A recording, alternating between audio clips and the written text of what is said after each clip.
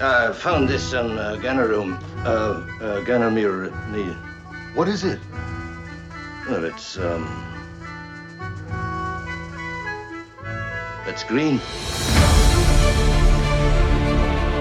Bridge to all decks. Time for a brand new episode of Enterprise Incidents with Scott and Steve. I'm Scott Mance. I'm Steve Morris, and I feel like I could transform into another body, which would give me new senses and maybe new experiences that I've never had before as we discuss this episode, Scott. Well, as long as you're not turning into a dodecahedron, I think you'd be okay with that, Steve, because we are doing our deep dive on one of my favorite episodes, and it's an episode that is not generally sort of listed in top fives or maybe even top tens. But this is an episode that I've gone back to over and over again just because it's so very entertaining. At least I think so. This is By Any Other Name. And joining us for our deep dive of this, what I think is a Star Trek classic, is a true Trekspert. I mean, literally, he is a Trekspert because he is the co-host with Darren Doctorman of the award-winning Inglorious Treksperts podcast, which is a must-listen to Star Trek podcast. If you're not listening to Inglorious Treksperts, you are truly missing out. He is also the author and co-author of oral histories of great TV shows and film series like Star Trek on the 50-Year Mission, the 2-volume series that's co-authored by Ed Gross. Also, So Say We All, oral history of Battlestar Galactica.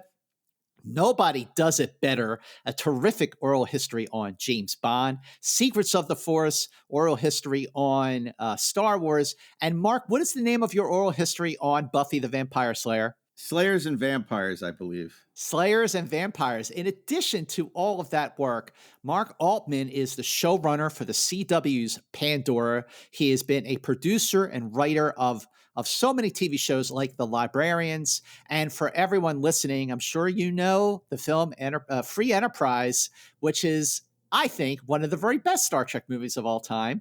And he is the producer and writer of that. We are so excited and honored to be joined by my very, very good friend, Mark A. Altman. Welcome, Mark Altman.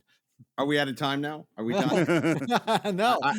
That's it. Thank you very much for coming. We'll see you on another episode. I got my green drink right here. You can't tell because there's no video, but I got my green drink. And thanks, guys. Thanks for having me on the show. I used to read the Enterprise Incidents, James Van Heis's fanzine as a kid. I used to love that magazine. So it's good to be on an Enterprise Incidents podcast now. Well, this is nothing like that fanzine, but we did take our name as a homage to those old Star Trek fanzines. It's, Mark, I want to know, like, what is it about By Any Other Name? Like, how do you feel about it? How have you felt about it over the years? Yeah, I think, Scott, you kind of nailed it at the beginning. I remember in the old Best of Trek collections, they used to always do these lists. Best Star Trek episodes, worst Star Trek episodes. And the best were usually on point. But, the worst was always like, they always put stuff like Spectre and the Gun, The Savage Curtain, which were totally wrong to be in the worst episodes. But By Any Other Name was, always ignored. Never best, never worst, never played in any reindeer games. But it's that super fun, B+, solid, like, it's what makes the second season of the original Star Trek the greatest season in the history of Star Trek. It just, there are masterpieces in that season, and there are very few clunkers, and there's a lot of episodes like By Any Other Name, which are just like solidly entertaining, cool sci-fi premise, really fun, great guest stars. And so, I wouldn't extol it like, like where you're like, it's one of the best episodes of all time. But it's a really good fun episode and a good palate cleanser after, Patterns of Force the previous week. What about you, Steve? How do you feel about By Any Other Name? I always like it. I agree with both of you. I don't think it doesn't go up in my top favorite episodes of all time, but I've always enjoyed it. It has some great scenes, including what I would say is one of the most beloved little fun moments of any episode of Star Trek. So no, I totally like this episode. Yeah, Mark, I want to ask, especially because, you've written so much about Star Trek going back into the 80s, my goodness. But where was Star Trek by the time By Any Other Name when this episode was produced later in the second season, because I feel like, and I said this many times, and you and I have talked about this on your show, Inglorious Trexperts, Mark, about how, in addition to being the greatest season of Star Trek ever produced in the last, 56 years, that the first part of the second season, I always said, was like Star Trek was really at its peak. It was hitting its stride. But then Gene Coon left. And then, so where are we now in terms of the quality of the latter part of season 2? Yeah, I still think it's pretty solid. I mean, Gene was Coon was very much involved in the development of this episode. Yep. So you see Gene's fingerprints on it. You certainly see Dorothy. I mean, she gets a co-writing credit with Jerome Bixby. She did most of the heavy lifting. And, even John Meredith Lucas, who came in to replace Gene Coon, did some work on the episode. So you're sort of seeing the passing of the baton from Gene Coon to John Meredith Lucas. And while John Meredith Lucas certainly was no Gene Coon, when you look at episodes like Ultimate Computer and you look at the, the mishmash of Red Circuses and everything, there's some really solid episodes. And, I don't blame Omega Glory on either of those guys. That's pure Gene Roddenberry. Yeah. It's a really, and going into Assignment Earth, I mean, and, you have still Ultimate Computer to come. I mean, it's great. So, yeah, where the end of Gene Coon being a part of Star Trek is really felt is, in third season. I think second season, sticks the landing pretty much. Yeah, I agree with that. I mean, even Omega Glory, an episode that is widely panned, I still think it has its merits for no other reason because I learned the Constitution because from Captain Kirk. But we'll get into that, when we cover that on our deep dive. But so by any will you recite in E Plebnista? If you recite E Plebnista, I will listen. I recited when I was in 5th grade. I recited the Constitution. Not just did I recite the Constitution, but I recited it like Captain Kirk in front of my class.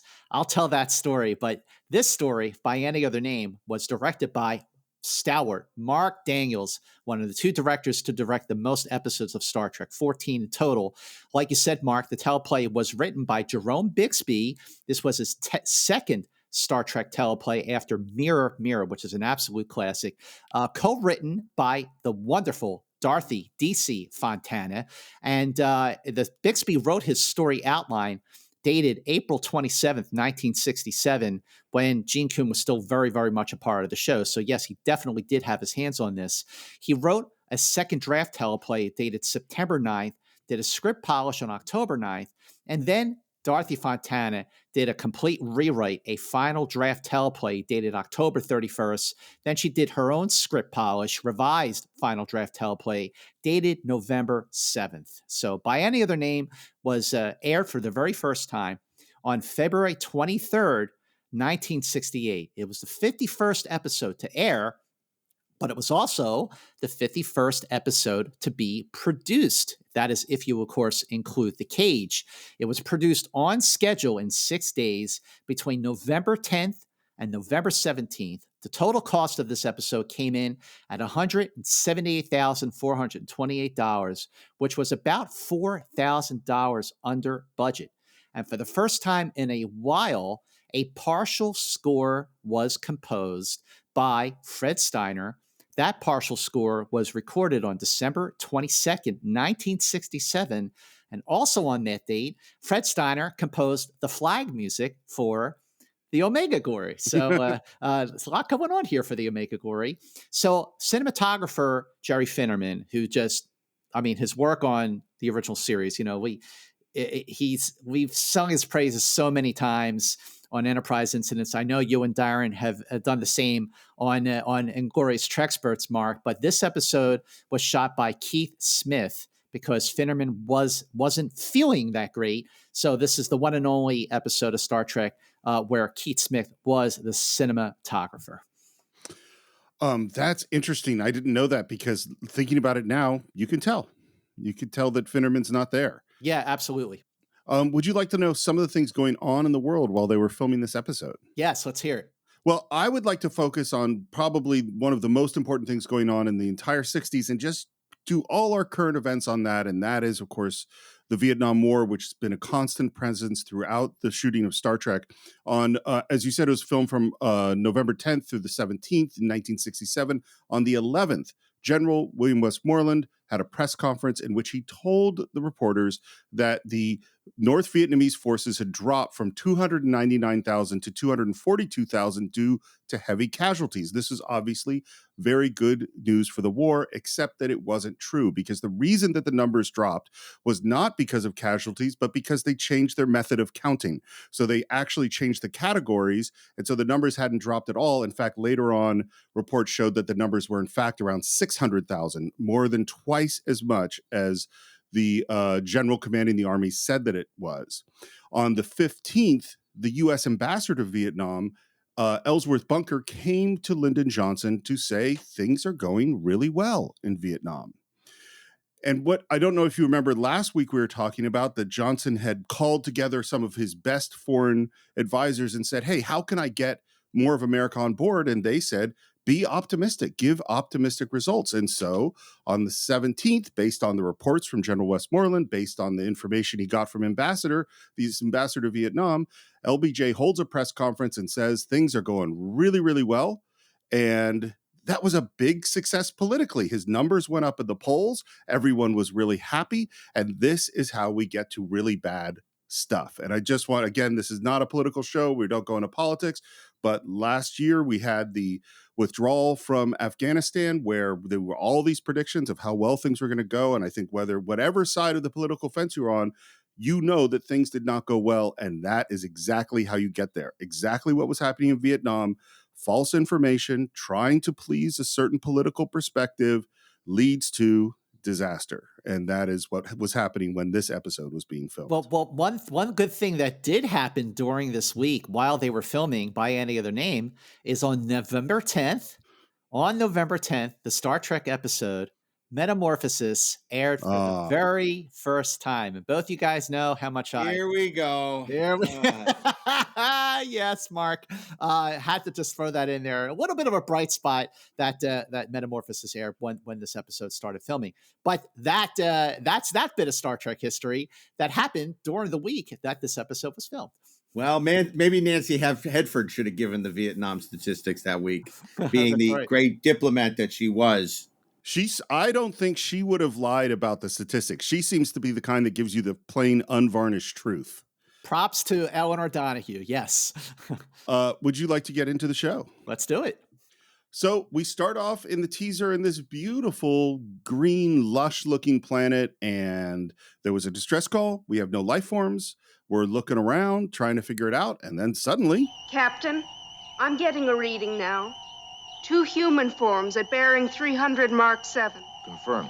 And those two figures are Rojan and Kalinda. Rojan, played by Warren Stevens, who is best known on film for playing Lieutenant Doc Ostro on Forbidden Planet, a movie that was very, very, very much a big influence on Roddenberry's idea for Star Trek. On TV, he was seen in Alfred Hitchcock Presents, The Outer Limits, an episode that I really loved, The Keeper of the Purple Twilight. Also, Voyage to the Bottom of the Sea, Bonanza, and Mission Impossible. And Kalinda, played by Barbara Boucher, who on film... Yes, Barbara Boucher played on film in Harm's Way, Casino Royale, where she played what, Mark? Miss Moneypenny. Correct. She was. I interviewed her for my James Bond book, and it's like we talked to. Of course, when I finished talking about Bond, we had to talk about Star Trek because she is in my top 5 Star Trek women, obviously. Who were the other 4? Sherry Jackson. From Dagger of the Mind. Oh my God, I'm losing it. I'm getting old now. Mariana Hill. Mariana Hill and Tanya Barrows from Shore Leave. Oh yeah, and of absolutely. course Barbara Boucher from By Any Other Name. From By Any Other Name, who's She was also in movies like Sweet Charity and Gangs of New York. But in 1970, she moved to Italy, where she became a very big star there. And she was also on TV in The Virginian, Voyage to the Bottom of the Sea, The Man from U.N.C.L.E. So on this first day that they were filming, this is where they were on the planet set for Stage 10. And this was the very first Stage 10 planet set to feature a lake designed by Walter Matt Jeffries. And during the filming of this bit on the planet, the lake actually sprung a leak onto the storage area below. So I guess, even in the 23rd century, leaks do happen. But Mark, I want to ask you, this was an episode that from the very beginning, we see some of the revised visual effects for the remaster that came out in 2007. What did you think of the revised visual effects for these episodes? Well, I think that the Kudas and Dave Rossi did a yeoman's job with the resources that they had. I'm a big fan of the matte paintings, but also, if you look at the difference between the Star Trek: The Motion Picture Director's Edition from the early 2000s and what we saw this week at the premiere, it's extraordinary how technology has allowed. I mean, it basically, you went from the minor leagues to the major leagues. Yeah. Like, the original director's edition, in my mind, did not supplant the theatrical version. It was a really great attempt, but the new version, with the new sound mix and the effects where they are now, it's the definitive version of Star Trek: The Motion Picture. It's a masterpiece, right? But absolutely. I think that unfortunately Mike and Dave, they were handicapped. They had one hand behind their back, not only because of the technology but the money. Mm-hmm. And so, the effects are very uneven. When they are good, they're very good. And when they're not, they're not. And so I think By Any Other Name is not one of the episodes you would point to that really suffered from the effects of the era in any way. So, and as you said, I think if anything, the fact that they're shooting on the planet set, whereas had Paramount not cut the budget of the show, you would have been on location for that. Absolutely. That demanded a location shoot. And, certainly Keith Smith as the DP didn't do it any favors in terms of making it look like anything but what it was, a set. But, obviously the gaffer kept the Jerry Finnerman-like colors, which helps.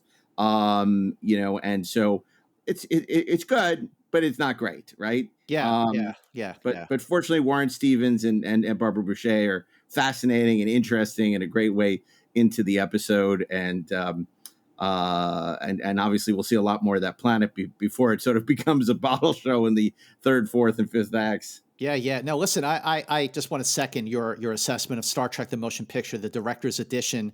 That is an absolute must-see, and it's streaming now on Paramount Plus.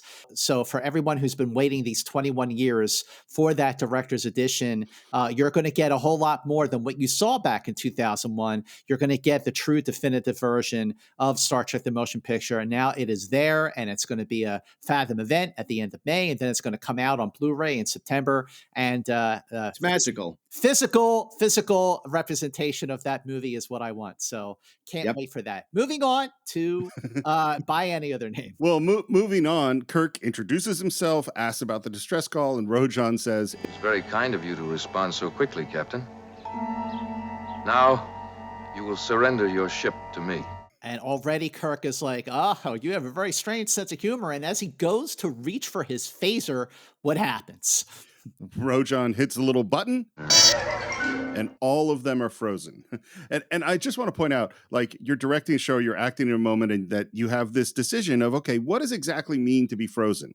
And in this case, they made the decision that everything is frozen, but you can move your eyes around. And so you see Kirk kind of looking from his frozen body, which I think ends up looking kind of silly. Well, there is a reason for that, Steve, and I'm glad you brought that up, because certainly DeForest Kelley and Leonard Nimoy and the other actors who were frozen, they were absolutely completely frozen. The reason that Shatner was moving around his eyes was because while they were filming, Shatner felt that it was important that the audience knew that he was aware of what was happening, especially when Rojan says what he's about to say. And that is why Shatner justified moving his eyes around, even though everybody else, listened to the director freeze completely. But Shatner, moved his eyes around to convey certainly the look of concern that you humans have faced the end of your existence as you have known it. Look, this is another example of how great the teasers were on the original show. Yep. How it would pull you in. And of course, this was an era where there are 3 channels and you could easily change channels and watch something else if you weren't, brought in, you weren't lured in. And Star Trek, the original series, did a better job than any show of capturing the audience in those teasers. It's like an arena, Cestus 3, it's been destroyed, know. Oh, yeah. And this is another great Star Trek teaser. And, no matter, even if you like the other shows better, try watching Next Gen or Enterprise or any show. They do not know how to do a teaser that pulls you in. It's the equivalent of the old cliffhangers in a way on the serials where they want to get you back in the theater next week. They want to get you to stick through the commercials. And there's an art to writing a teaser. And boy, they really nailed it week to week. You're right. You're absolutely right. Even a second tier episode like this, which is a phrase that you've talked about elsewhere, describing by any other name, Mark, a second tier episode like this, and the teaser still rocks. And we come back in Act 1, and they take away their communicators, and they release them from the paralysis after a little explanation of how this works. And of course, Spock, as always, is not upset. He's interested in the technology. Interesting. A neural field. Yes. Radiating from a central projector. Whatever that means, that's going to become important later on. And we hear a little bit more because Kirk asks, what do you want? He says, your ship. It will serve us well in the long voyage that it is to come. Voyage where? Your neighboring galaxy, which you call Andromeda. And what we find out is that they were sent here from Andromeda to conquer parts of this galaxy because there's lots of radiation or something like that in Andromeda. And now they're going to fly back to give this message. And Kirk, I love his line. He says, I'm sorry, this galaxy is already occupied. Captain, you think you are unconquerable and your ship impregnable. But while we've talked, the capture has already begun. So on the bridge of the Enterprise, we see that there's already chaos happening, and there's a call for red alert. And then we see 3 of the Kelvins, starting with Hanar, who freezes everyone on the bridge. And Hanar, if he looks familiar, he should, especially to Star Trek fans, because he's played by Stuart Moss, who played, he was in The Naked Time playing, what was his name, Mark? In The Naked Time, he was, a guy in The Naked Time. Yeah, he was the guy. He was Joey Termolen. Thank you. Oh, Joey yeah, Termolen. there you go. And then Drea is down in engineering, played by Leslie Dalton, and then Tamar, played by Robert Fortier, who has a great scene later on in this episode. But this is where you hear bits of the new score composed by Fred Steiner, and I'm glad that they composed a new score for this, because they were starting to reuse the others for stock music a little too much. And they captured the Enterprise pretty darn easily, and Hanar reports down to Rojan that they've got the ship. What's the point in capturing my ship? Even at maximum warp, the Enterprise couldn't get to the Andromeda Galaxy for thousands of years. And this is when we find out that, again, someone will be able to modify the ship to go a lot faster. And you know what I always think, like after the Changeling can do it, after Nomad can do it, or in this, it's like, well, why didn't they keep this technology? Maybe they did. I don't know. We never hear them going warp 11 later on. Maybe they used part of this technology when they refit the Enterprise for Star Trek the Motion Picture, and because they were having problems modifying the Enterprise engines, with this new technology, maybe that's why the Enterprise went into a wormhole when they went to warp speed for the first time. Mark, is that a stretch? I think it sounds completely logical, Scott. Well, it's very, very possible, but I have to say that it's very credible that they take over the Enterprise because they have this incredible technology that Jerome Bixby came up with, and obviously Dorothy finessed with the decahedrons. But it's very redolent of iMud, Sure. And we kind of see. So this is one thing that Dorothy was critical of Gene from, and then Gene talks about how tired he was at that point, Gene Kuhn. That you do see sort of certain tropes repeating themselves. Yep. And sort of them taking over the Enterprise is similar to things we've seen before, except the idea that they can shrink them into these cubes is a really neat spin on it. Well, one of the things that actually made this so great is back when they were doing iMud, and Gene Kuhn was like really like, how the heck are we going to convince the audience that these androids put the entire crew of the Enterprise down on the planet. And it was actually David Gerald's idea to just have a scene where, one of the androids throws Scotty and says, "This is the last one, Lord Mudd." And in this episode, they were trying to, again, come up with another concept where, a half dozen Kelvins take over the Enterprise with more than 428 people. And it was this great idea to come up with this little device on the belt that freezes everybody. And it was like, what a great way to solve that problem and to make it like, okay, problem solved. Yeah, and we see it again in Wink of an Eye later as well, which you'll talk about in a year. But it's well done, and visually, more importantly, TV is a visual medium. It's visually captivating. Absolutely. And the other piece of information we find out is that this is actually, they cut it down from thousands of years to 300 years, but still it's going to take multiple generations to get back to the Andromeda Galaxy. What happened to your ship?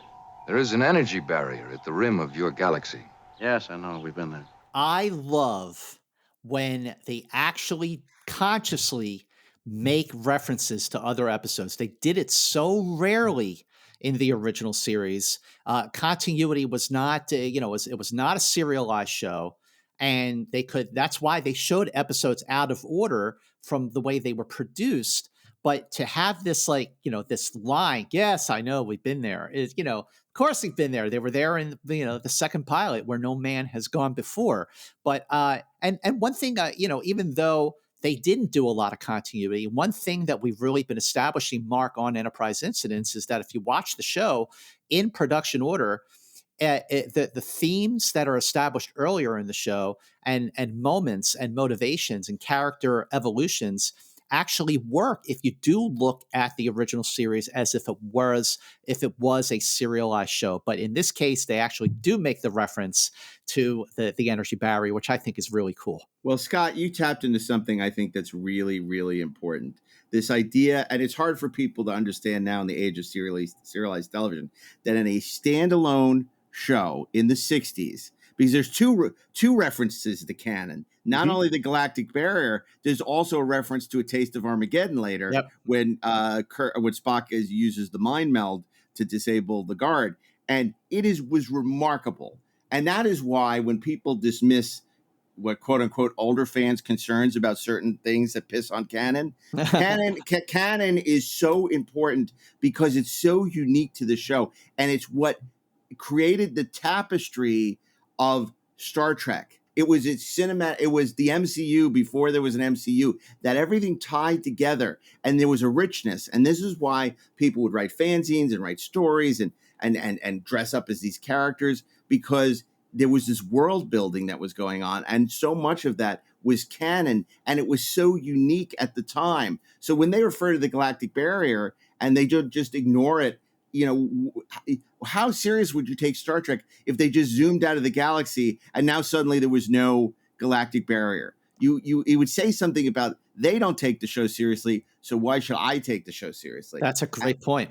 And I love the fact that even something as subtle as those two references, that their universe is a cohesive universe, that they're slowly establishing this canon, and they didn't have like research assistants and people, who were tracking all this like they do now. It was just something that they knew their show that they were working on. And Joan Pierce, who was doing the research and of DeForest research, would occasionally flag these things because people loved the show and it was great. And it was something that we all embraced. And that's why, these people who dismiss, well, who cares about canon? Who cares about recasting? It's like, I care. Well, you mentioned Joan Pierce, Mark, and Joan Pierce, like when you hear that line that we'll make it to the Andromeda Galaxy in less than 300 years, that was not a throwaway line. That came back from DeForest research, that if the Enterprise traveled at like warp 14, which is like, more than 8,000 times the speed of light, it would actually make it to the Andromeda Galaxy in 280 years. And Roddenberry said, like, I know this may seem like a trivial thing, like what's the big deal, but this is really important to the credibility for Star Trek to be a plausible series. So So that's the kind of care and nurturing that the writers and producers really took. So I'm so glad you brought up the forest research, because that was a crucial decision and a conscious decision when they came up with the intergalactic travel in less than 300 years. Yeah, I'm not sure people realize the role of deep forest research. Basically, and again, this is a little inside baseball. In television, you send things out to a research company. Now, it's mostly to avoid lawsuits. It's less about the science than they can weigh in on factual stuff, but it's more like, oh, you named your officer, Steve Smith, and there's a lawyer in Los Angeles named Steve Smith, so they want you to change your name so you can get what's called errors and omission insurance. So basically, you can't be sued. They're basically clearing and saying that there's nothing that will invite litigation, and as a result, you can get insurance in case you are sued that said everything was cleared. So yes, you are getting the benefit of science. I think part of the fact is that DeForest and Joan love Star Trek so much, they often weighed in on things that a normal research company wouldn't, which elevated the show again because they cared. But it largely has to do with insurance, production insurance, and litigation concerns and things like that. Spoken like a true Trekspert. Well, and I actually think that there is a direct connection between the care in terms of science and research when they're making the show and the number of scientists that were inspired by Star Trek to go into scientific fields. I think if they hadn't taken it so seriously, then, and it was just like, well, whatever we say, like in Lost in Space, whatever it is whatever it is, that didn't inspire someone to go join NASA or to build rockets or to go into medicine or physics. No, I think the Harvey Lynn being hired to advise on the cage from Rand says everything you need to know about Gene Roddenberry. On one hand, he hires a guy who's a futurist who can tell him, all this prescient stuff that he can build in the show to make it unlike any science fiction show you've ever seen. And at the same time, he's also his cousin, so he can pay his cousin some money. That's everything you need to know about Gene. So Kirk is immediately, of course, trying to negotiate. First, he's going, why don't you just send a message? That's not going to work. And then he says, Rojan, there's no reason to do this by force. Let's take your problem to the Federation. And he goes on to say that there's lots of planets in this galaxy. You can come here and colonize. It'll be fine. We do not colonize. We conquer. We rule. In other words, the galaxy isn't big enough for both of us. Spoken like a true Western movie star. or Putin. Yeah, all right. Belinda, take them to the holding area. We'll keep you and your party here, Captain. Your crew will undoubtedly wish to cooperate with us if they understand that you are hostages. Didn't work in Space Seed. No, that's true. Yeah, good point. We're alone with Rojan and Hamar, and he already is having problems with this body thing. These shells in which we've encased ourselves, they have such heightened senses to feel, to hear, to smell. So By Any Other Name is not a deep episode, especially after the massive tonal shift it takes when they get past the barrier and are really on their way to Andromeda. So it's not a heavy episode. It's not a deep episode. I feel like there could have been some depth here with regards to what it means to be human. It's funny because long before green and recycling was in vogue, Gene Roddenberry was the greenest, most recycling writer of all time. I mean, he never took a concept and didn't use it 900 times, right? Right. I mean, so Star Trek: The Motion Picture is the Changeling, right? Robots Return, which we created. So this is interesting because there was the first script he ever sold to Hollywood in 1956 for the Chevron Hall of Stars was a script called The Secret Agent of 117, right? Yeah, And that was a very similar premise to this, in that aliens had come to Earth and suddenly were starting to absorb the traits of Earth people. And then you kind of see some of this in Assignment Earth, his pilot that became the episode of Star Trek. And then, of course, he did a novel which was never published called Report from Earth, which was a very similar concept as well. But, clearly, I think when Bixby pitched, Roddenberry probably mentioned something about this idea, this nugget of an idea he had in this old story of his, because it's very similar in that. Interesting. regard. Very, very interesting. One other thing about the Kelvins to note is that when we first see the Kelvins in the first act and the second act, we see that they are very pale white. The makeup is very pale white.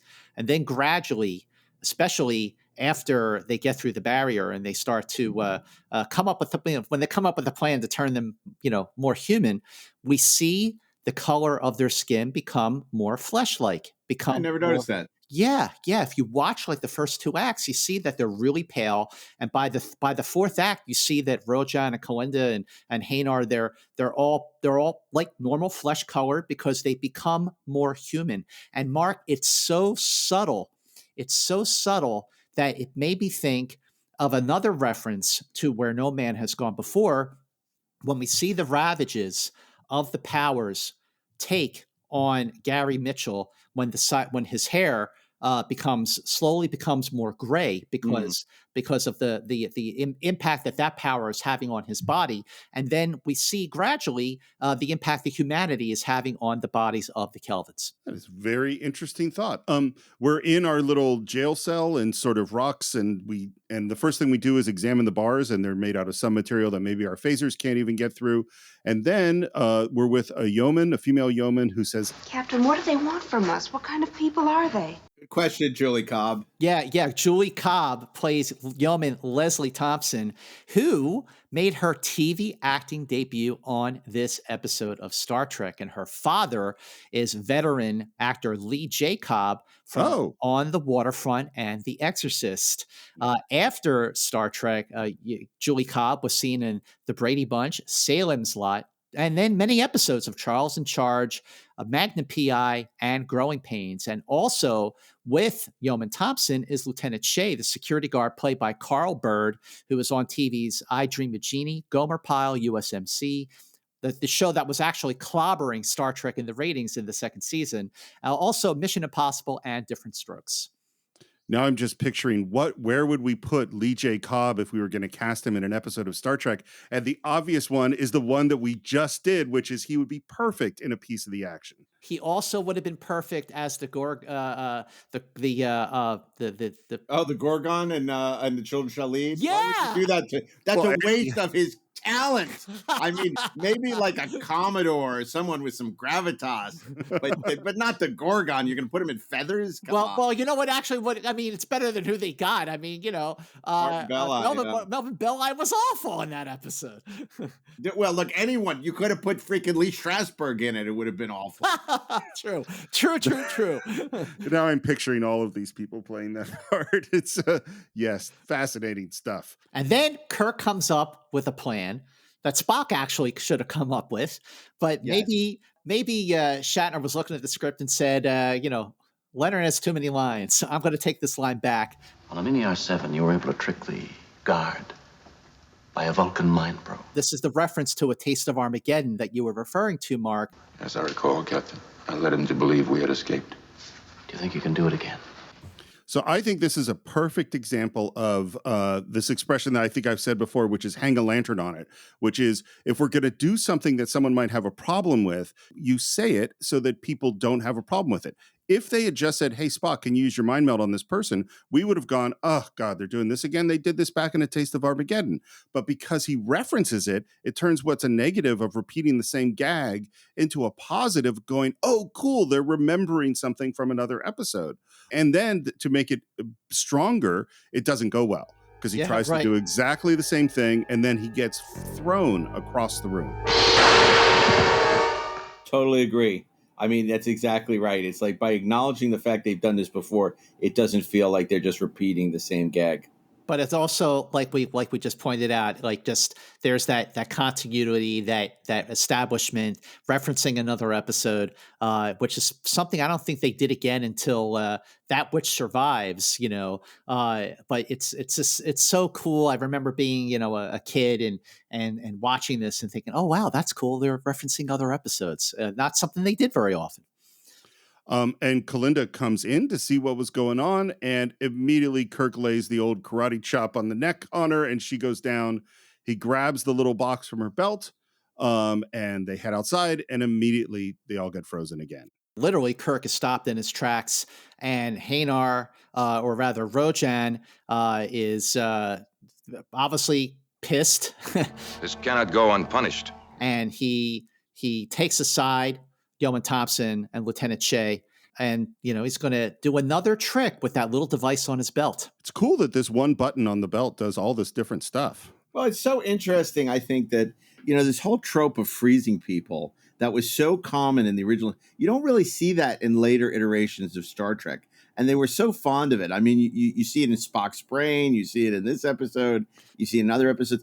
And, it's this whole idea of people being frozen in place. I mean, it's very much something you associate with the original Star Trek. But I think in the scene that you're talking about right now, it really is interesting the way they invert the audience expectations, because you think the red-shirted security guard is going to be the one who gets crushed. So when it's Julie Cobb, spoiler alert, who's destroyed by the Kelvans, it really comes as a surprise.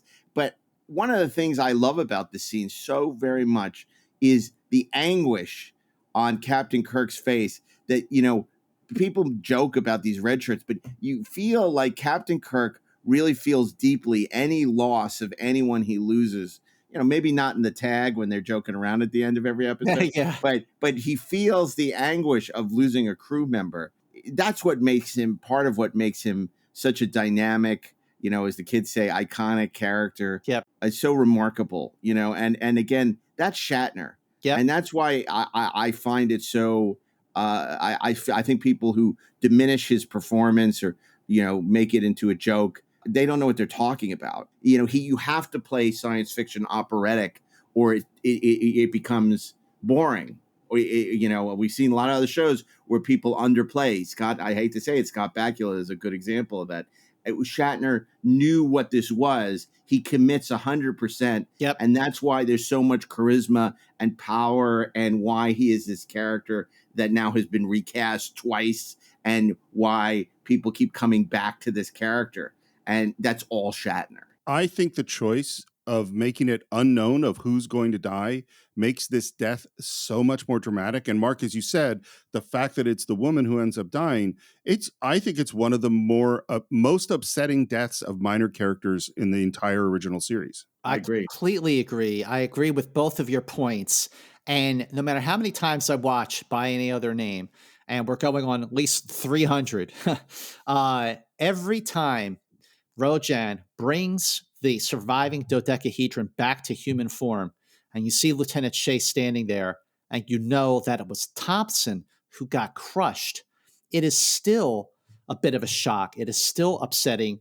It is still very, very effective. And the look on Kirk's face when he sees Shea and then looks down at the crushed dodecahedron and picks it up with his hands and is rubbing the bits in his hand, and it's falling through his hands. That look of pain on Kirk's face is that pain that he felt like in Devil in the Dark when the security guard got killed by the Horde, or the times that he saw a couple of the security guards die in the Apple. It's that care for each and every one of his crew members. And Mark, absolutely. Well, listen. You know how I feel about Shatner. Steve feels the exact same way. We're big Shatner fans, big Kirk fans. And at least in the first 2 seasons of the original series, William Shatner's performance is so very much right on point. And the fact that he was a Shakespearean-trained actor just gave so much depth and gravitas to his performance, which is why Shatner and Kirk are still the GOAT, the greatest of all time. It's interesting, too, what this scene does. It establishes the stakes for the rest of the episode. Anyone can die. It says anyone can die. Yep. It's one thing if the red shirt does, then it's like the Apple, not, whatever. But the fact that they killed Julie Cobb, it's like, oh my God, these people aren't messing around. Who's going to be next? And I think that's what's great. I mean, I think that's why it resonates. I think that's what, this may not be one of the greatest episodes of Star Trek ever, but, I think if you were doing a list of great scenes, it definitely would be up there. It's one of those great Star Trek scenes. And just some trivia, Yeoman Thompson is the only female red shirt, or I should say red skirt, to be killed on Star Trek. Interesting. We come back in Act 2, and first in the log, we hear that Kirk is still upset, and then Spock is beginning to get images that he got from his momentary contact with Kalinda, the most important of which is that he had an image of immense beings with 100 limbs that resembled tentacles. I always pictured them as Sigmund and the Sea Monsters because we never saw them. And the way he described it, I'm like, oh my God, it's Sigmund and the Sea Monsters. I love the imagination, Mark. I'll tell you what's funny. I always forget this description of 100 of immense beings with tentacles because who I actually always picture is the aliens in Catspaw. Those are the greatest aliens in the history of Star Trek. I know they're pipe cleaners and everything, but they were completely alien. Yeah, like that was so cool. And it wasn't like a light like the energy force in Day of the Dove. It wasn't somebody in a suit. Like that was a true alien. You're right, Mark. Not an energy being, not some makeup with weird nose and forehead. I mean, it's just so alien. And they did this in 67. Yep. I mean, it's extraordinary. I agree. And this is what they figure out. The reason that they probably took human forms is that these giant creatures with hundreds of tentacles would probably have trouble in the turbo lift, that they need to be human in order to be in the Enterprise. Maybe it's Spock from the animated series. Oh, yeah. The infinite Vulcan. And they go, well, maybe we could use the sick bay medical computers to take out this paralysis projector, which I don't even think any of us think is any kind of an interesting plan, at all. I think this is all fairly weak. And they're trying to figure out how to get up there. And Kirk turns to Spock and says, Mr. Spock, you're sick. I assure you, Captain, I'm in perfect health. No, you're not. Dr. McCoy's given you a thorough examination, and you're ill. In fact, if you don't get to the sick bay, you're going to die. It's a good idea, Jim, but anyone looking at him can tell he's healthy. And then we have Kirk saying another line that should have come from Spock. Or I should say, William Shatner is saying another line that Leonard Nimoy probably had, but, he said, I'm going to say this line.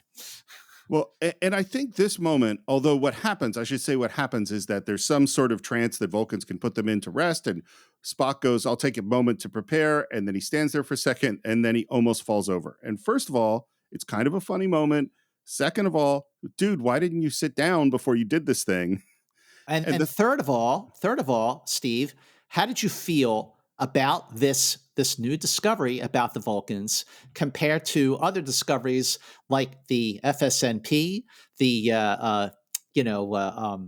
mind meld, and the inner eyelid? I mean, where does this new development of Vulcans rank for you?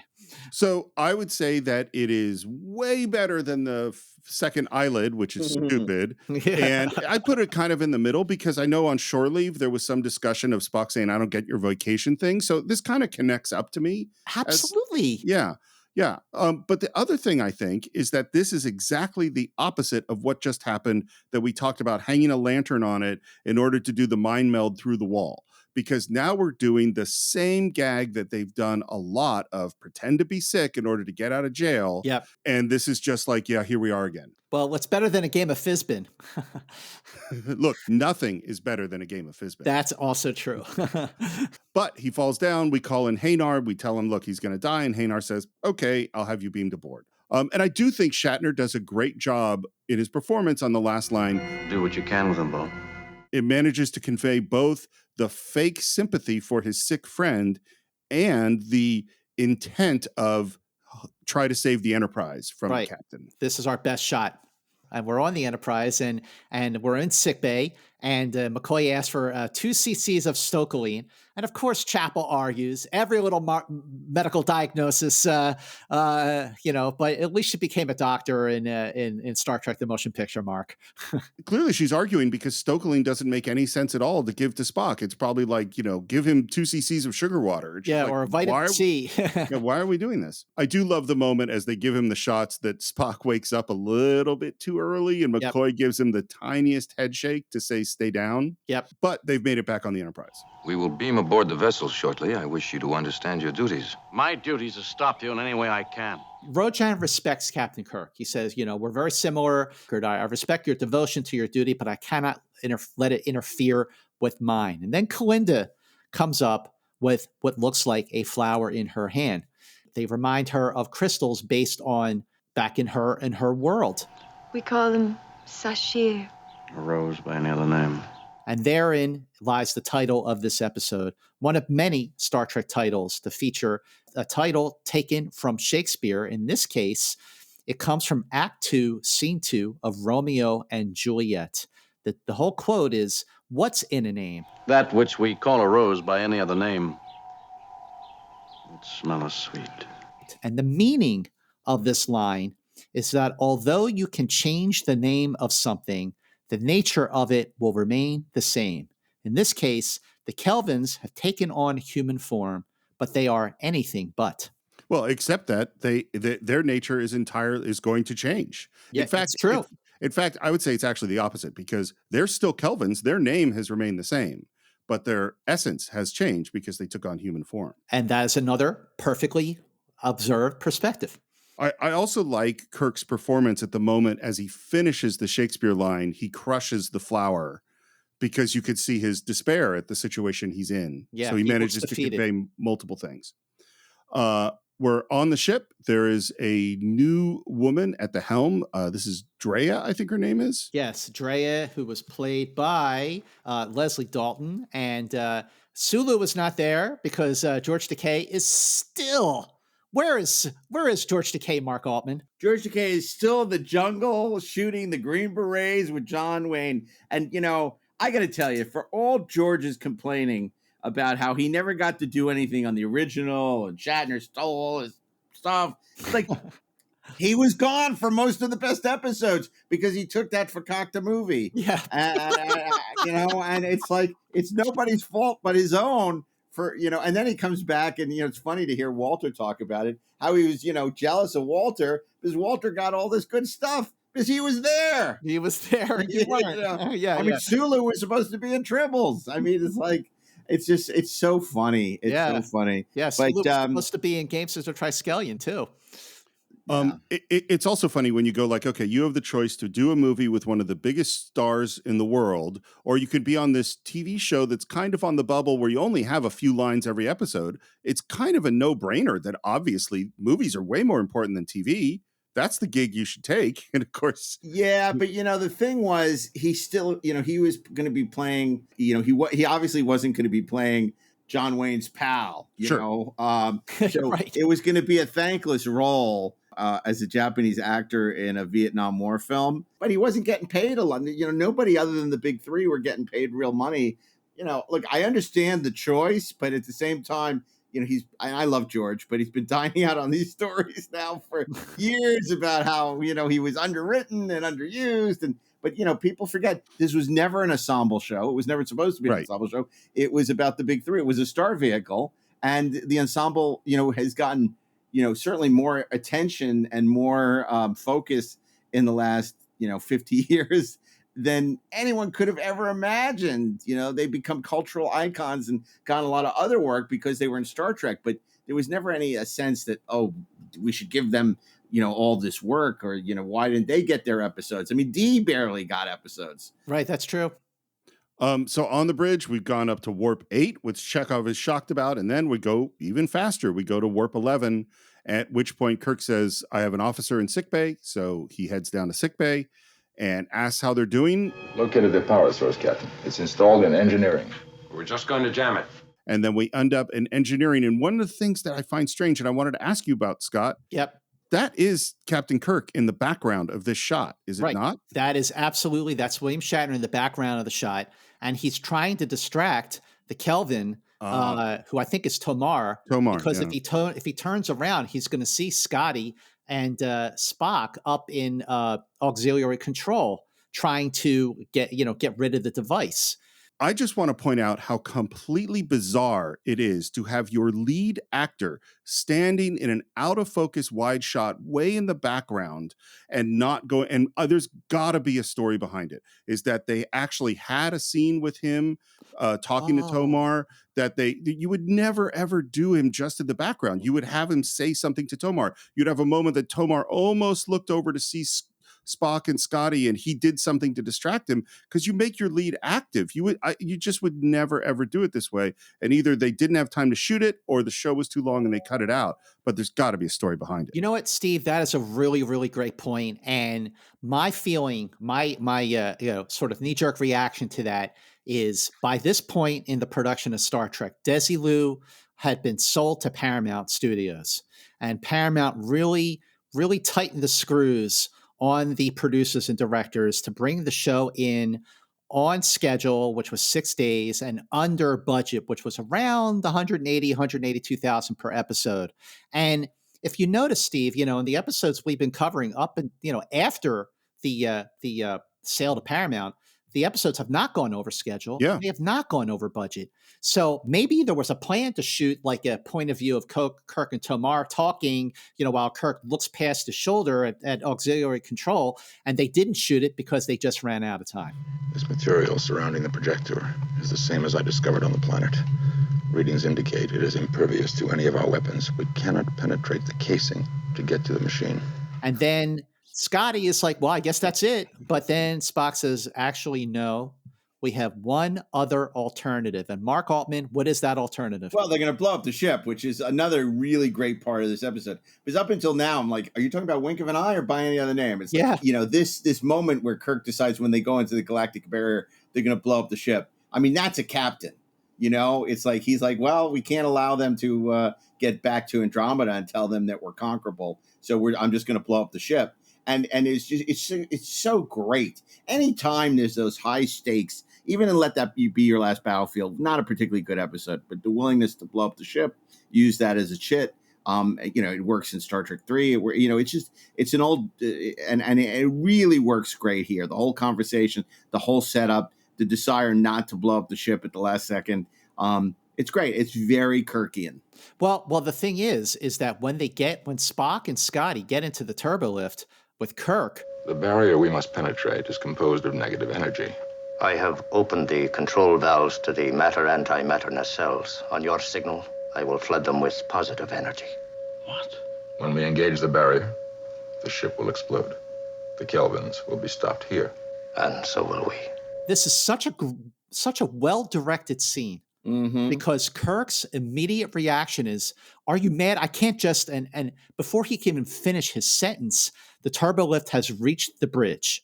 He can't finish the conversation. He can't try to reason another alternative with Scotty and Spock.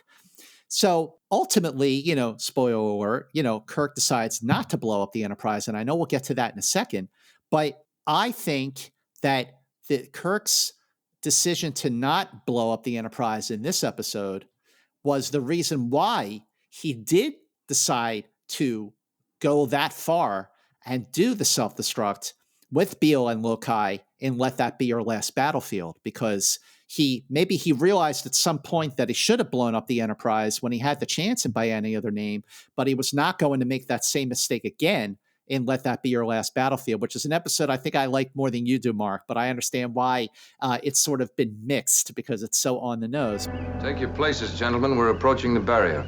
Scotty has his finger on a blinking button, and there on the view screen is the galactic barrier, which looks, fantastic, even with the revised visual effects. But in the original effects, they used the stock footage from where no man has gone before. And this is a great end to the second act. Rojan is staring right at the screen, and Kirk is just like looks shocked and like, oh my God, what do I do? This is a make or break point. And he looks at Rojan, he looks down, then he looks straight ahead, and we are at the end of Act 2. It's a great act out. I mean, again, act outs are, you want these mini cliffhangers.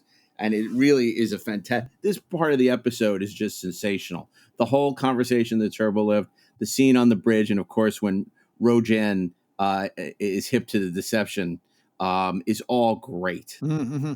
I 100% agree. I think it's super dramatic. I think it's really powerful. I think it really works as the end of Act 2. I think it's out of character for Kirk. Because the Kirk always has it together. He's not easily shocked. He's a very fast thinker. And the fact that he looks so upset by this decision that Spock and Scotty are putting on him and is so shocked, that's not how I think he should have been written at this moment.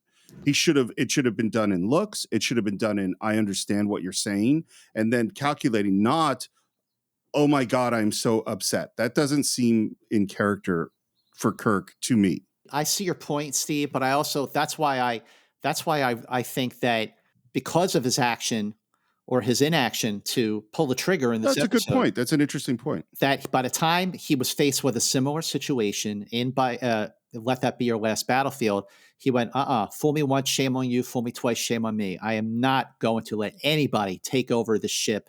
I am the captain of the Enterprise. Mark.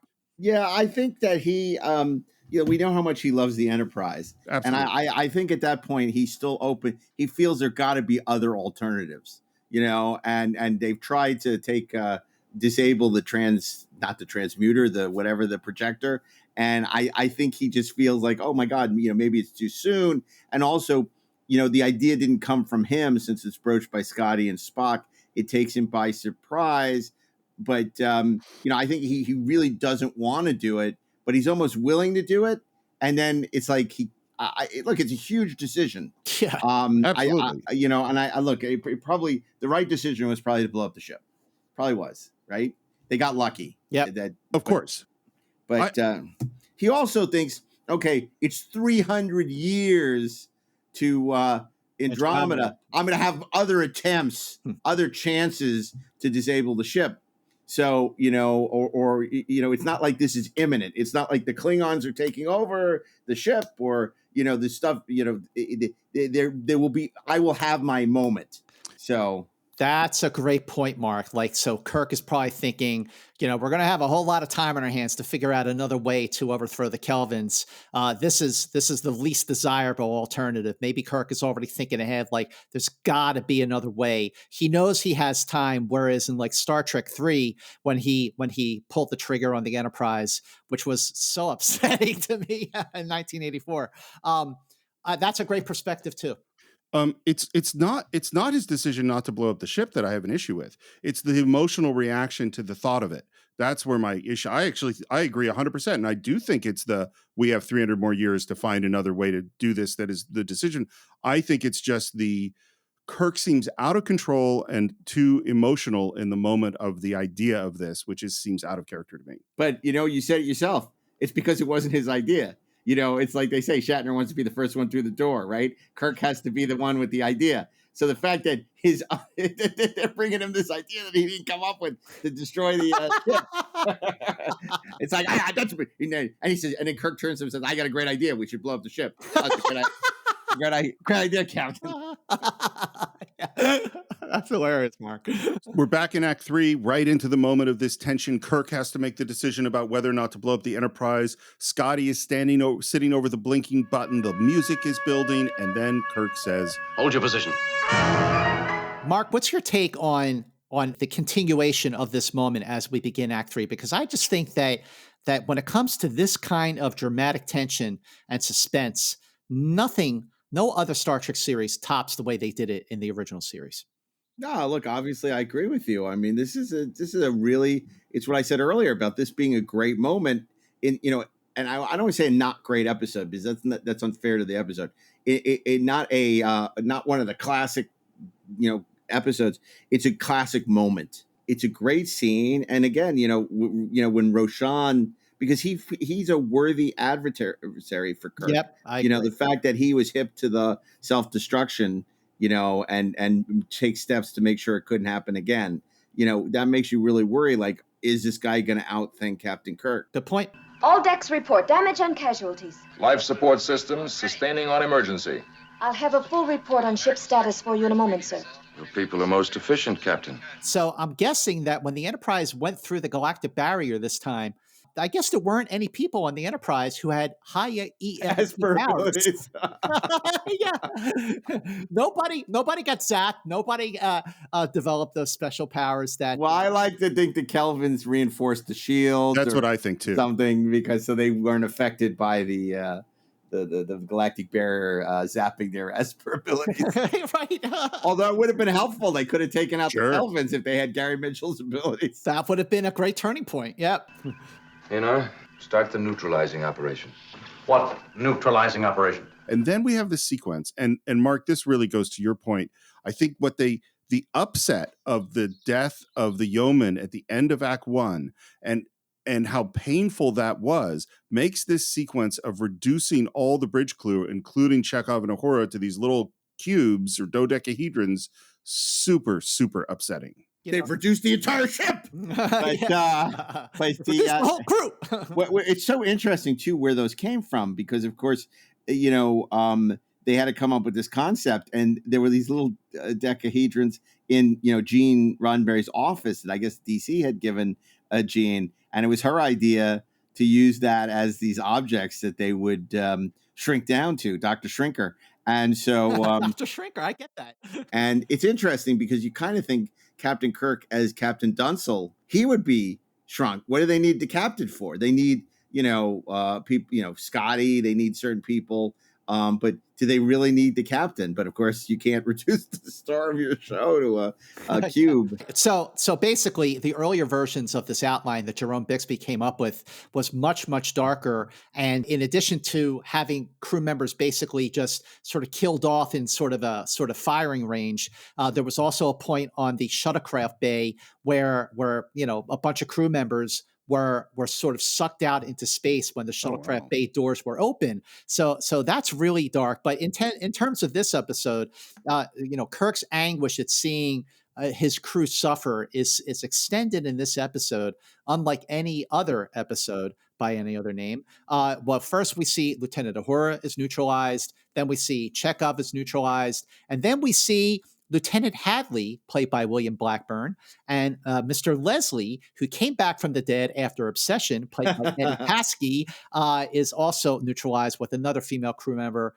And just that hold on Shatner as he looks in pain and he looks down at the little shapes of the decahedrons, that this is his crew. And again, Shatner just incredible range in this episode. So great. That's another thing that elevates this episode. Because, Shatner as usual, but he's so good, in again, the emotion of it, you feel his pain, look, and that's the thing. And I'm sure you've talked about this, even a mediocre Star Trek, or even a bad episode, because of Bill. Yep. And he can elevate even a mediocre episode because he's so interesting to watch that it makes even a really bad episode, watchable. Absolutely. I mean, Turnabout Intruder is nowhere near an episode that I would say is good, but I enjoy watching it because of him and his performance he is great. He's fantastic in Turnabout. Yeah, I don't know, guys. That one might go too far for me. I haven't watched it in a long time, and we got ways before we're going to get to it. You obey my orders. Obey my orders. Kirk. But speaking of in this episode, I 100% agree. He's fantastic, and in the next moment, he's in the corridor, makes a turn, and there in front of him are the remnants of a whole bunch of crew members.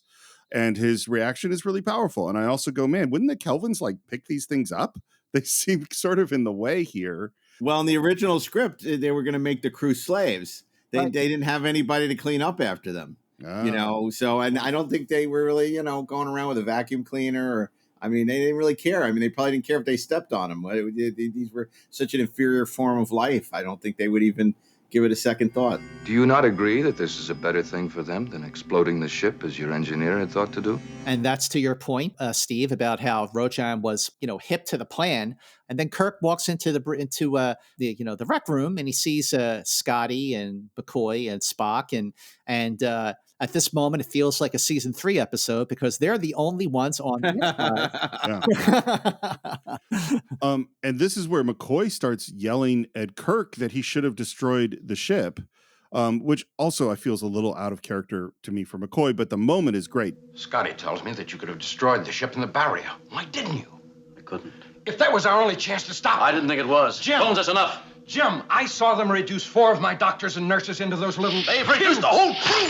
And at that moment, Tomar enters. Kirk and McCoy have had a lot of heated arguments.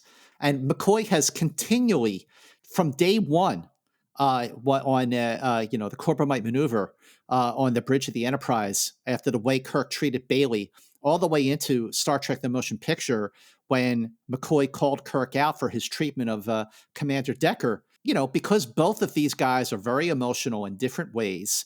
Kirk gets very emotional when there's that great conversation between Kirk and McCoy in A Private Little War where, Kirk slams his fist down and says, "All right, doctor." And it's such great drama. It's so interesting to hear that, when Roddenberry was doing the first 2 seasons of Next Generation, and he didn't want any arguing or any conflict between his Enterprise crew members, because that just didn't happen in that time. And it's like, it sure happened a lot in the original series, and it made for a great show. Well, that's a whole nother conversation about how Gene didn't even understand Star Trek by that point, but his own creation. But I don't disagree with Steve that it is somewhat inappropriate or out of character for McCoy, but it's such a great scene that I easily forgive it. And it's kind of like the same way in the Tholian Web. It makes no sense that Captain Kirk has left this tape for Spock and McCoy. That's perfect for that scenario they're experiencing at that very moment. You'll be at each other's throats, but you have to look to each other. I mean, but it's such a great scene, and that you just forgive the fact that it's contrived. Yeah, because dramatically it's so potent. And of course, the callback at the end. Did you ever have time to look at the tape? And it's like, oh no, we didn't have time. There was so much going on. But it's the same thing here. It's like, maybe Dr. McCoy wouldn't be the one to call Captain Kirk out on that. Although he was always the one who would speak truth to power. Yeah, absolutely. It's just a weird statement to go, hey, I watched them reduce 4 of my people, and it was so upsetting. I don't understand why you didn't kill all of us. It's kind of a weird statement. Good point.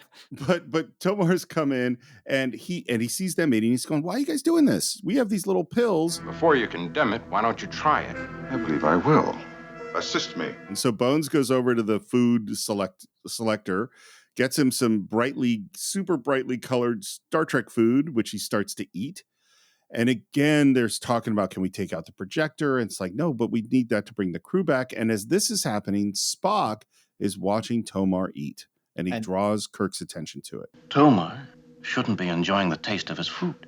Quite correct, Captain. But they have taken human form and are therefore having human reaction. And this is the epiphany they have, that if we can make the Kelvins feel more like the humans that they now are, maybe they will become more aware of humanity, what it means to be human, to the point where we will not even be Kelvins by the time we get back to Kelva. And that is where they come up with this plan to get on everybody's nerve, basically, except in the course of Kirk and Kalinda. But this is where the episode takes a very big shift in tone. Huge tonal shift, yeah. Huge tonal shift. But what's great about this tonal shift, Mark and Steve, is that it works. It is remarkable how an episode with such high drama at the end of the second act and the beginning of the third act can take such a humorous tone where it becomes like a Gene Kuhn episode. And this is very much a consequence of the rewrite by Dorothy Fontana. And it still works, because I think if, let's say, Spock's brain had taken a tonal shift by the time they got down to the planet and met with the Keepers of Pain and Delight, maybe that episode actually would have been better. In this case, the tone does work, and that's what makes this episode very unique.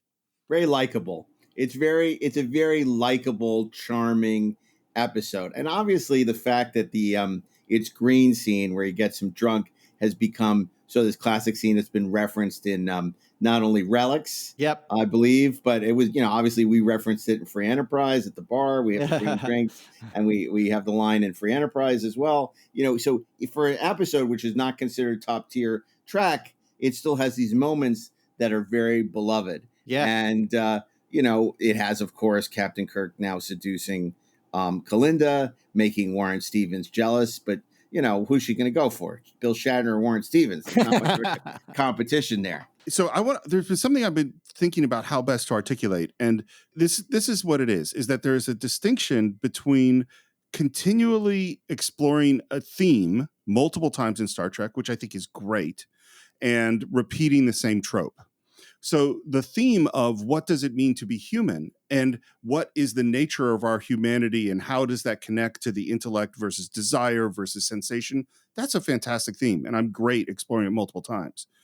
The actual, I'm going to overwhelm someone with their sensations in order to get an advantage is literally exactly what happens in Cat's Paw. And it's repeating the same thing again. And that is something I think, even though I don't like Cat's Paw and I love it in this, I think it's done way better here. It is still this, they're not exploring the theme differently. They're doing this plot device way better. Steve, that is an excellent point. That is an excellent point, Steve, because you're right. Kirk tries to seduce Sylvia by making her feel lust. And that lust does get the better of Sylvia. In this case, you've got multiple Kelvins, and passion is certainly Kirk's, Kirk is certainly writing what he knows. That is love and seduction. But the methods of McCoy and the methods of Scotty and the methods of Spock are very different. But you're absolutely right. They are returning to something that was established in Cat's Paw, an episode that I like a little more than you, but but that I think it's more effective here because you have it coming from so many different angles. Yeah, it's funny. I want to elaborate on what you both said. Steve, I totally agree with you that it is exactly the same thing as Cat's Paw. And again, you see that famous memo from DC Fontana to Gene Kuhn saying, look, we are repeating a lot of the same things. Kirk talking a computer to death and all this. She was aware of the fact that they were repeating. And, obviously Gene Kuhn was getting super, burnt out. You can only do so many amphetamines and write 24/7 for so long before you get burned out. And he was clearly getting burnt out. So yes, for sure. It's exactly the same thing. It's a great observation. And you're right. It's done much better here than it does in Cat's Paw. And I think the reason it's better here is what Scott said, is that it goes to character. It tells us something about character. Character, Kirk seduces the woman. Spock uses logic. Scotty gets into a drinking contest. So we're learning more about all these characters by the tact that they take. And that's why I think these characters are so rich to us and we know them so well. Even Scotty is a character that really didn't get much to do in the original series, and yet we have such a good sense of who Scotty is. If you told me who these supporting characters are in some of these newer Star Treks, I literally don't know what their names are, let alone what their personalities are, what their specialty is, what they even do on the ship. Yep. So Scotty, for a guy who didn't get much to do, you know exactly who that guy is. Absolutely. Yeah. And then he became a joke in the movies. But let's look at the TV series where he was a very competent engineer who liked to drink. And, he was kind of Gene. And he was also, with Jimmy doing just performance, no matter what the tone, whether he's in command of the Enterprise or whether it's in comedic moments like Trouble with Tribbles or certainly the one he's about to take in here and By Any Other Name, Jimmy is just such an underrated actor. He was right on point with his performance. Yeah, for sure. Lad, you're going to need something to wash that down with. Have you ever tried any Saurian brandy? And what's so great about that's one line and everybody watching it goes, oh, I know where this is going to go. Yeah. We're in sickbay and McCoy is examining Haynar and says he's a bit anemic and he needs a shot and gives him a shot. And what's funny, he gives him a shot. Haynar has a reaction. And I'm like, look, you've taken over the ship and you're just letting a doctor inject something into your body? This doesn't seem smart. And then we cut to, I guess, Scotty's quarters, and they're taking a big drink, and they have, in fact, killed the bottle of Saurian brandy. No more. And this is the only time in the original series, I think, ever, that we see Scotty's quarters. Scotty's quarters, yeah.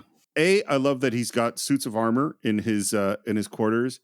And B, I just can't say enough, and I know I'm not alone, of how much I adore this sequence. It's great. It's great. And you know why he has suits of armor. It's because the art director, set decorator, goes to, Paramount has this vast warehouse where they keep from their movies and their TV shows. And they're not going to go to rentals. They're not going to, they got to redress a standing set, swing set. And so they're going to pull what they think, works, and there's also some rejiggered other Star Trek props in there. But, they say, oh, okay, this works, we'll pull this in. But yeah, and it's the last time you ever see Scotty's quarters. But what a wonderful, charming, delightful scene. Yes, absolutely. I wish to apologize. I don't understand, Captain. For hitting you, I'm sorry. That is not necessary. You attempted to escape as we would have. Yes, well, I don't usually go around beating up beautiful women. Actually, yes, he does. Did he just hit Shauna in the face in Games of the Triskelion? Well, he doesn't make a habit of it. Yeah, that's true. I know. I think she plays this really, really well. And I love her reaction because she says, Why not? Well, there are better things for men and women to do. and again, we know where this is going. And the first thing he does is kiss her boo-boo on her shoulder. Is that better? Better? Was it intended as a remedy? And he turns her around and says, this is, and we get a big, huge kiss. Is there some significance to this action? Well, among humans, it's meant to express warmth and love. And again, I think her performance is really good because she takes that in and in a very knowing way says, Oh, you are trying to seduce me. Mrs. Robinson. Literally was going to say the exact same thing, Mark. That is what I always hear. Mrs. Robinson, you're trying to seduce me. And we get into this conversation about humans and love and how much literature is it. And again, I think Shatner's performance on this response is perfect, which is she asks why you create such a mystique around a simple biological function. And he says, we enjoy it. Yeah, he takes a beat. He's like, why else would we do this? Which actually I think is a deep statement. Why do we do all this? We enjoy it. Enjoy it. Yeah. Belinda, I'm sorry I brought up the whole subject. Do you really regard this touching of the lips as pleasurable? I did. Curious. And this is the turn. Let me try. And she lays a big, huge kiss on him at the exact moment that Rojan enters. And I think this is one of the key differences between this and Cat's Paw, and this is what we see now, is it's not just Kirk improvising with Sylvia. It is the part of a cohesive plan with Spock involved that we're going to see in a moment, that it's all something coming together. It is a plan, not just a move. Totally. Is there some problem, Captain? And again, Shatner's really funny. Not when I came in. Not when I came in. Again, I mean, I can't believe that this is the same episode where, 7 minutes ago, they were about to blow up the Enterprise. And look, that's, I think the tonal shift is what probably rubs certain people the wrong way, who don't like comedy in Star Trek. Right. But I think, it like you said, it really works here. I mean, and for anybody who's seen like those Strange New Worlds clips, they really tend to lean into the comedy. So it'll be interesting to see how the balance is there, because, Star Trek isn't a comedy. It's a drama with light moments. Right. Exactly. Right. And some fully comedic episodes, I'd say. Right. Exactly. Exactly. And I think it's really important that after Kirk leaves, Kalinda demonstrates the kiss on Rojan. I think if she didn't do that, which sparks something in him, I don't think the whole plan works. Very odd creatures, these humans. But it's something that stays with him, because when he's playing three-dimensional chess with Spock. Well, I do not understand this business of pressing with the lips to apologize.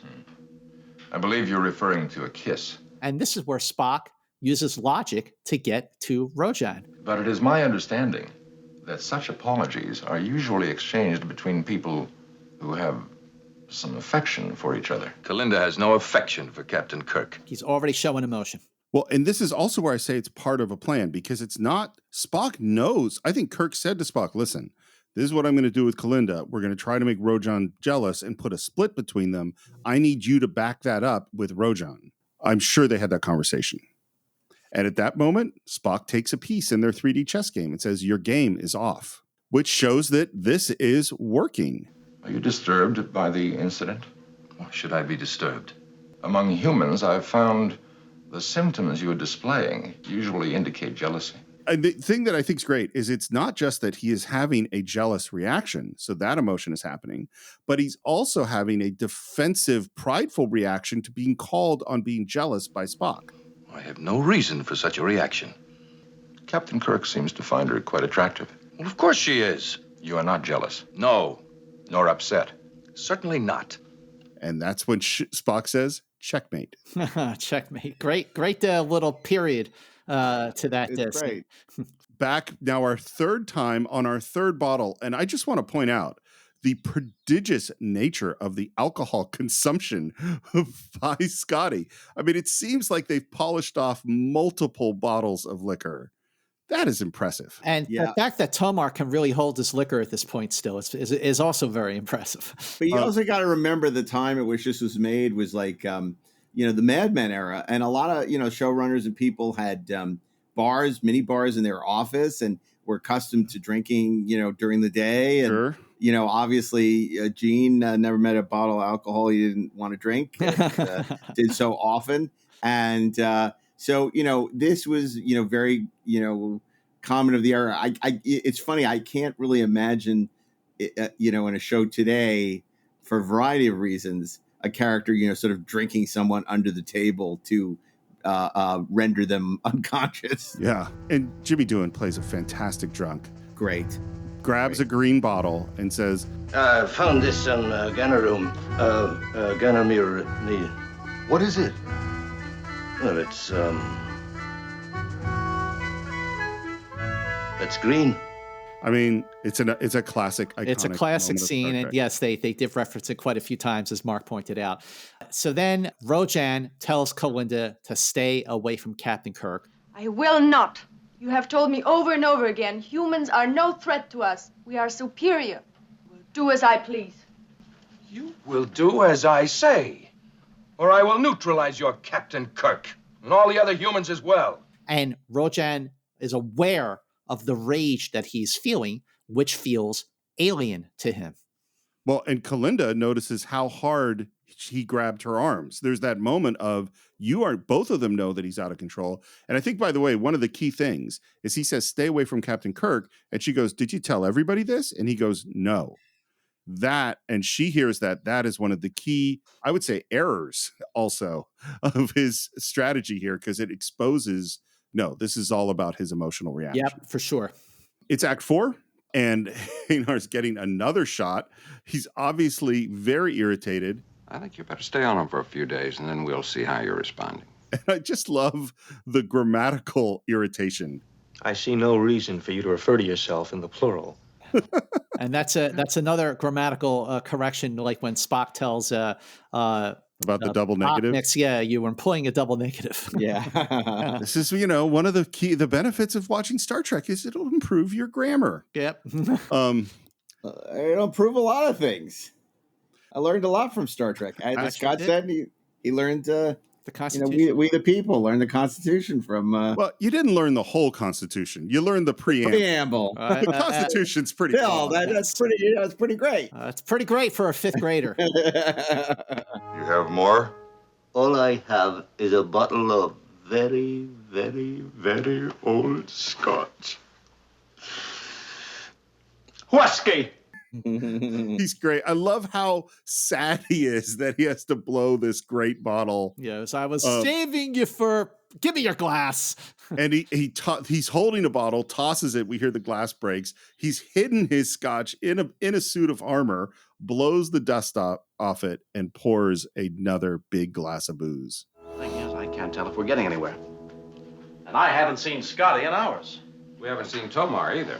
Rojan has exhibited symptoms of jealousy. And then in comes Kalinda, who asks to speak with the captain, and Spock immediately goes, Doctor, I'm due for another injection of stocoline. And I like McCoy's reaction. He's like, huh? Spock hits him on the shoulder. He's like, stocoline. Like, let's get out of here and leave them alone. Well, and what I think, and again, it's connecting episodes in ways that they're really not connected. But we talked about in Piece of the Action, Spock's growing ability to do improv and say yes and now in this episode, we see he's doing great at it throughout the entire episode. Absolutely. He's learned the art of improv. Say yes to everything. You will pardon us. And it's funny. There's the moment in Court Martial where why do all of Kirk's old friends look like you? Is that this is another moment of, here goes Jim again. He gets to do, I'm giving a guy a shot. And this is what his job is. And then that's why when we get to Star Trek 6, McCoy just says, what is it with you anyway? This cultural mystique surrounding the biological function. Yes. Because he knows what she's there for. I've done some supplemental reading on it.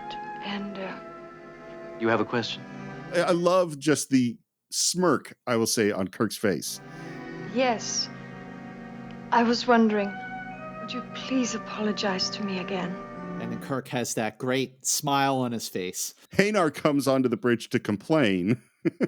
He is, at this point, real pissed off.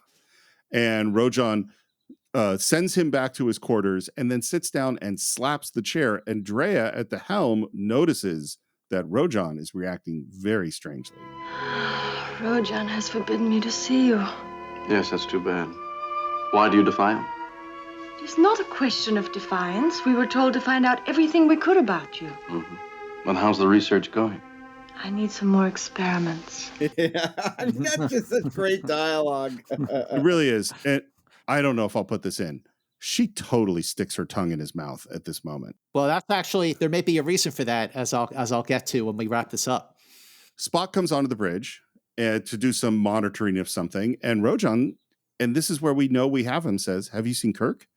Spock, again playing it perfectly. If you wish, I shall call him to the bridge. No, I was wondering where he was. I left him in the recreation room. And Rojan is totally relieved because... He was alone then? No, Kalinda was with him. She seemed anxious to speak to him. Told her to stay away from him. I think Kirk gave him this line that's coming up. I think Kirk said, if you can, say something like this. It would appear, sir, that you have little control over her. Or perhaps Captain Kirk has more. That's some beautifully manipulative stuff. Yeah, right Spock there. is really pulling the strings here. They have finished the bottle of scotch, and I don't care how much of a drinker you are, to finish 4 full bottles of booze with 2 people. That is a lot. That's impressive. Tolerance. I couldn't even finish like 1 glass because I'm such a lightweight. I am not a lightweight, and I couldn't do remotely anything like this. Very interesting. But I feel rather strange. And then the most ridiculous sort of passing out. I don't know if that was the director who's, Mark Daniels said, "You're an alien, so do something." But I actually think it's just kind of bizarre. And Scotty hugging that bottle of scotch. We did it, you and me. Put him right under the table. I had a teacher when I was in theater school who talked about how to play drunk. And one of the things he said, which I could totally see Jimmy Doohan do, is that gravity keeps shifting on you. So sometimes you're walking uphill and then immediately you're walking downhill. And then the gravity shifts to the side. So you're being pulled over to this. You could totally see him do all of this stuff. And I love the pride and that he, stands up straight and goes, "Okay. I'll take this to the captain." Walks straight to the door. The door opens. Slowly passes out. It's the slow slide down that wall that he does so perfectly. And all I could think about watching this time was, man, that's a hangover tomorrow. I mean, that is a real, real hangover. Kalinda, I told you to avoid this human. I did not wish to. I am your commander. And I love how Kirk does this because he puts his arm over in a very possessive way. That's not enough, Rojan. Almost as if he's saying, we are in love. We're a couple now, which of course he doesn't feel that way. Just doing that to agitate Yeah. Rojan even further. Really tip him over so that Rojan just gives into the jealousy and the rage that he's feeling. You did this to her. Corrupted her. Turned her away from If you can't keep her, that's not my problem. And Rojan pulls him away, and Kirk slaps him in the face. Twice.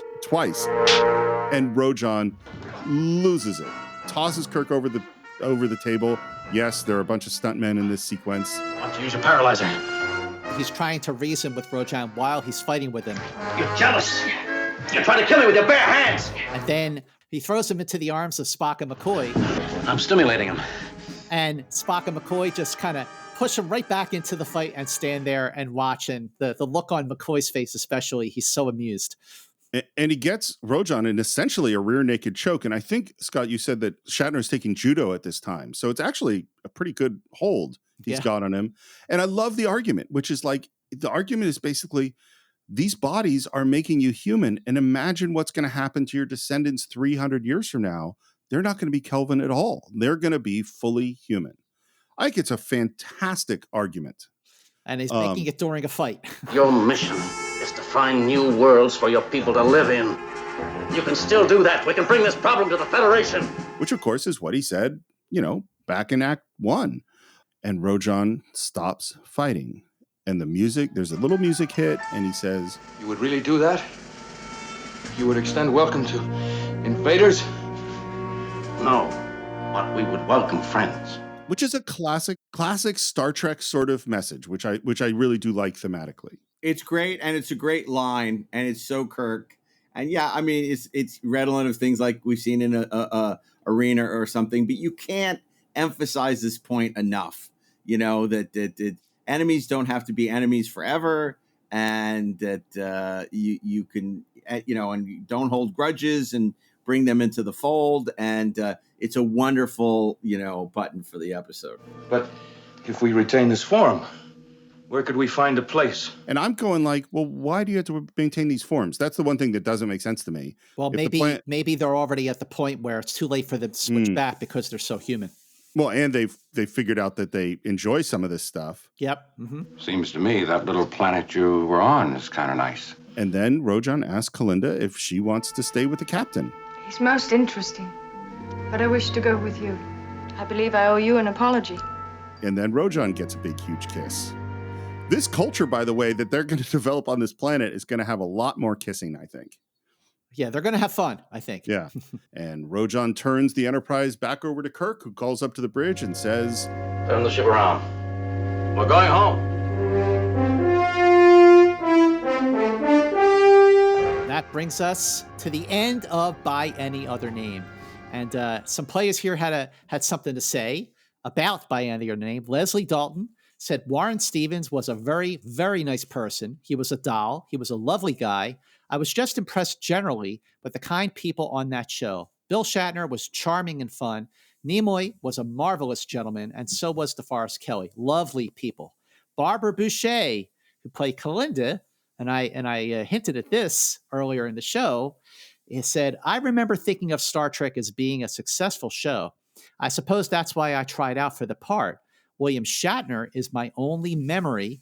I had a big crush on him, and we went out a few times. There you go. So there you go. And Stuart Moss was also spitting with Barbara. She did not go out. He did not go out with Shatner, though. Stuart Moss said, my only frustration on that show was striking out with Barbara Boucher.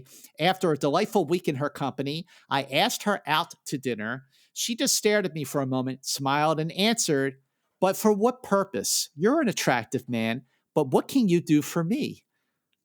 Wow. That's very Kalinda, by the way, for her to say that. Yeah, she was very much in character. She was very much in character. And then Jerome Bixby, who wrote the episode with Dorothy Fontana, said it came out kind of lightweight. The drinking contest was a funny bit. When he collapsed, I thought it was the best part of the story. So, Mark, my question for you is, after this deep dive conversation, how do you feel? Have you thought maybe a little differently about By Any Other Name, or does your assessment of this episode still stand?